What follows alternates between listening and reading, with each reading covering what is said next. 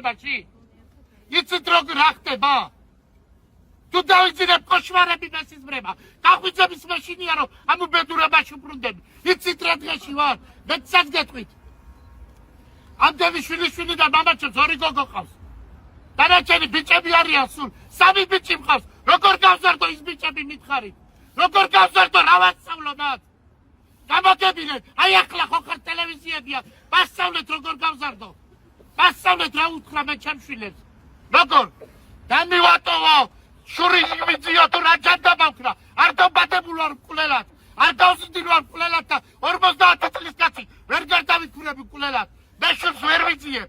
მე სის ვერ ავიღებ. მე სამართალს ხო ჩემს სახელმწიფოს, ჩემს საქართველოს. მე სადგესწრით უყველად. არ გაჭირდება სამართლის მოძებნა. საქართველოში ვერ ვიპოვით არის მსოფლიო სამართალი. იქ ვიპოვით სამართალს სიკვდილის ბოლო წუთამდე. ამ სამართლის ზებნაში ვიქეთ. აუცილებლად ვიპოვით სამართალს, მაგრამ მე მინდა ჩემ ქვეყანაში, ჩემ სამშობლოში, რომელიც ასე ძალიან მიყვარს, აქ გახდეს ეს სამართალი. აქ იყოს ეს სამართალი. აქ იყოს ეს სამართალი და არა სხვაგან. ასე რომ ვთქვათ, ოჯახში ძმები წაიკიდნენ და მეზობელს საქმეს არ შევინებენ. ისეთნაირად გამოდის ჩვენთან. ჩვენ საქართველოში სამართალს ვერ პოვლობთ და ევროკომისიაში უნდა წავიდეთ იქ და მათ უნდა ვთხოვოთ სამართლიზებნა. სირცხვილია ეს ჩვენი ქვეყნის. თორე ჩვენ კი ვიპოვით სამართალს. არ გავჩერდებით მანამ სალამ სამართალს ავიპოვეთ.